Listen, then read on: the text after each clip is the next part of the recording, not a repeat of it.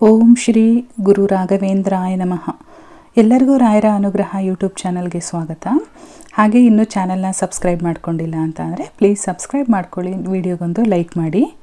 ನಿಮ್ಮ ಲೈಕು ಮತ್ತು ಕಾಮೆಂಟ್ಸು ನಮಗೆ ಹೆಚ್ಚು ವೀಡಿಯೋಸ್ನ ಮಾಡೋದಕ್ಕೆ ಉತ್ತೇಜನ ನೀಡುತ್ತೆ. ಹಾಗಾಗಿ ಪ್ರತಿಯೊಂದು ವಿಡಿಯೋದಲ್ಲೂ ನಾನು ಲೈಕ್ ಮಾಡಿ ಕಮೆಂಟ್ ಮಾಡಿ ಅಂತ ಒತ್ತಿ ಹೇಳ್ತಾ ಇರ್ತೀನಿ. ಹಾಗೆ ಇವತ್ತಿನ ವಿಡಿಯೋದಲ್ಲಿ ರಾಯರ ಸ್ತೋತ್ರದ ಬಗ್ಗೆ ನಾನು ಮಾತಾಡ್ತಾ ಇದ್ದೀನಿ. ಎಲ್ಲರಿಗೂ ಗೊತ್ತಿರುತ್ತೆ, ಯಾವುದೇ ಮಠಕ್ಕೆ ಹೋದ್ರೂ ಅಲ್ಲಿ ರಾಯರ ಸ್ತೋತ್ರ ಹಾಕಿರ್ತಾರೆ. ಈ ಸ್ತೋತ್ರ ಯಾವ ರೀತಿ ನಮ್ಮ ಜೀವನನ ಬೆಳಗುತ್ತೆ ಅಂತ ನಿಮಗೆ ಗೊತ್ತಿಲ್ಲ. ಪ್ರತಿದಿನ ನೀವು ಈ ಸ್ತೋತ್ರನ ಪಠನೆ ಮಾಡ್ಬೋದು. ಪ್ರತಿದಿನ ನೀವು ಬೆಳಗ್ಗೆ ದೇವ್ರ ಮನೆಗೆ ಹೋದಾಗ ಪೂಜೆ ಮಾಡೋಕ್ಕೆ ಅಂತ ಕೂರ್ತಿರಲ್ವ ರಾಯರಿಗೆ, ಆ ಟೈಮಲ್ಲಿ ಈ ಸ್ತೋತ್ರನ 3 ಬಾರಿ ಹೇಳಿಬಿಟ್ಟು ನಿಮ್ಮ ಏನೇನು ಸಮಸ್ಯೆಗಳಿದೆ ಅದನ್ನು ರಾಯರ ಹತ್ರ ಕೂತ್ಕೊಂಡು, ಈಗ ನಿಮ್ಮ ಫ್ರೆಂಡ್ಸ್ ಹತ್ರ ಹೇಗೆ ಮಾತಾಡ್ತಿರೋ ಅದೇ ರೀತಿ ಮಾತಾಡಿ.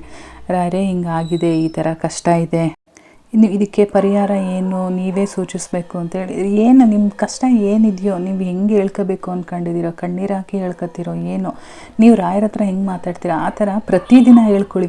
ಹೇಳ್ಕೊಳೋದಕ್ಕಿಂತ ಮುಂಚೆ ಈ ಸ್ತೋತ್ರನ 3 ಬಾರಿ ಪಠನೆ ಮಾಡಿ ಸಾಕು. ಖಂಡಿತ ನಿಮಗೆ ಒಂದೇ ದಿನದಲ್ಲಿ ರಿಸಲ್ಟ್ ಸಿಗುತ್ತೆ. ನೋಡಿ, ಸಣ್ಣ ಪುಟ್ಟ ಪ್ರಾಬ್ಲಮ್ ಅಂತೂ ಒಂದೇ ದಿನಕ್ಕೆ ರಾಯರು ನಿಮ್ಮ ಪ್ರಾಬ್ಲಮ್ಗೆ ಸೊಲ್ಯೂಷನ್ ಕೊಡ್ತಾರೆ. ದೊಡ್ಡ ಪ್ರಾಬ್ಲಮ್ ಆದರೆ ಅದರದೇ ಆದ ಒಂದು ಸಮಯ ಅಂತ ಬರಬೇಕು. ಆ ಸಮಯಕ್ಕೋಸ್ಕರ ಕಾದು ಆ ಸಮಯ ಬಂದಾದಮೇಲೆ ನಿಮಗೆ ಪರಿಹಾರನ ಸೂಚಿಸ್ತಾರೆ. ಅಲ್ಲಿವರೆಗೂ ಕಾಯೋ ತಾಳ್ಮೆ ನಮಗಿರಬೇಕು ಅಷ್ಟೆ. ಎಷ್ಟು ಪೂಜೆ ಮಾಡಿದ್ರು, ಎಷ್ಟು ಮಂತ್ರ ಹೇಳಿದ್ರು ರಾಯರು ನಮಗೆ ಒಲಿತಾ ಇಲ್ಲ ಅಂತ ಹೇಳ್ತಾ ಇರ್ತೀರ. ನಮ್ಮ ಸಮಯ ಬರೋವರೆಗೂ ನಾವು ಕಾದರೆ ನಮ್ಮ ಎಲ್ಲ ಕೆಟ್ಟ ಸಮಯಗಳು ಕಳೆದು ಒಳ್ಳೆಯ ಸಮಯ ಶುರುವಾಗುತ್ತೆ.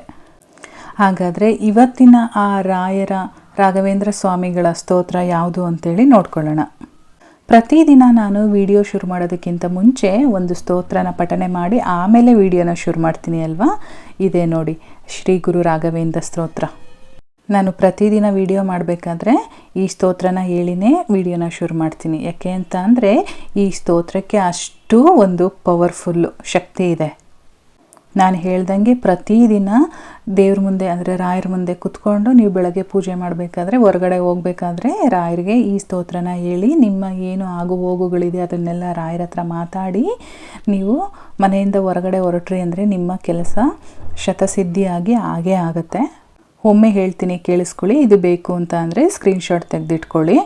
ನೀವು ಪೂರ್ತಿ ಹೇಳಬೇಕು ಅಂತ ಏನಿಲ್ಲ, ನಿಮಗೆ ಪೂರ್ತಿಯಾಗಿ ಕಲ್ತ್ಕೊಂಡು ಹೇಳ್ತೀನಿ ಅಂತ ಅಂದರೆ ತುಂಬಾ ಒಳ್ಳೆಯದು. ಇಲ್ಲ ಅಂತ ಅಂದರೆ ಫಸ್ಟ್ 2 ಲೈನ್ ಇದೆಯಲ್ಲ ಅಷ್ಟನ್ನಾದರೂ ನೀವು ಬೈಹರ್ಟ್ ಮಾಡಿಕೊಂಡು ಕಲ್ತ್ಕೊಂಡಿರಿ.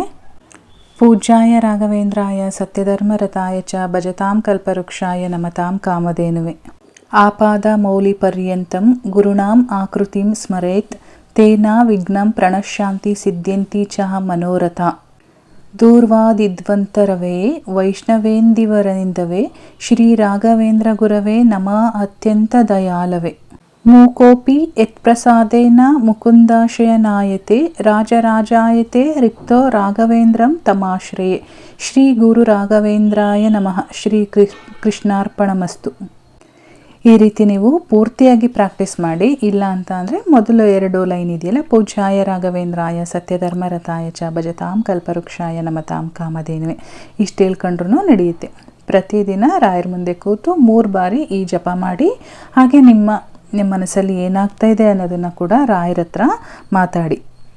ರಾಘವೇಂದ್ರ ಸ್ವಾಮಿಗಳ ಈ ಒಂದು ಸ್ತೋತ್ರದಿಂದ ಎಲ್ಲರಿಗೂ ಕೂಡ ಒಳ್ಳೆಯದಾಗಲಿ ಅಂತ, ನಿಮಗೆ ಏನೇ ಕಷ್ಟಗಳು ಯಾವುದೇ ಒಂದು ಸಮಸ್ಯೆ ಇದ್ರೂ ಈ ಸ್ತೋತ್ರ ಹೇಳ್ಕೊಂಡು ರಾಯರ ಹತ್ರ ನಿಮ್ಮ ಕಷ್ಟಗಳನ್ನ ಹೇಳ್ಕೊಬಿಡಿ. ಖಂಡಿತವಾಗ್ಲೂ ಅವರು ಪರಿಹಾರ ನೀಡ್ತಾರೆ. ರಾಯರಿದ್ದಾರೆ, ಹೆದರ್ಕೋಬೇಡಿ. ಅವ್ರು ನಮ್ಮ ಜೊತೆ ಇರೋವರೆಗೂ ನಮಗೆ ಯಾವುದೇ ಕಾರಣಕ್ಕೂ ಭಯ ಬೇಡ. ಇನ್ನು ರಾಯರ ಚರಿತ್ರೆ ಬಗ್ಗೆ ವಿಡಿಯೋ ಮಾಡಿ ಅಂತೇಳಿ ತುಂಬ ಜನ ಕಮೆಂಟ್ ಮಾಡಿದ್ದೀರಾ. ರಾಯರ ಚರಿತ್ರೆ ಮಾಡಬೇಕು ಅಂತ ಅಂದರೆ ಅದಕ್ಕೆ ಅದರದ್ದೇ ಆದ ಒಂದು ಸಮಯ ಬೇಕು ನನಗೆ. ಏಕೆ ಅಂತ ಅಂದರೆ ನಾನು 2-3 ನಿಮಿಷದಲ್ಲಿ ಆ ಚರಿತ್ರೆನ ಮುಗ್ಸೋಕ್ಕಾಗಲ್ಲ. ಹಾಗಾಗಿ ನಾನು ಸ್ವಲ್ಪ ಸಮಯ ತಗೊಂಡು ಆ ವಿಡಿಯೋ ಕೂಡ ಮಾಡ್ತೀನಿ.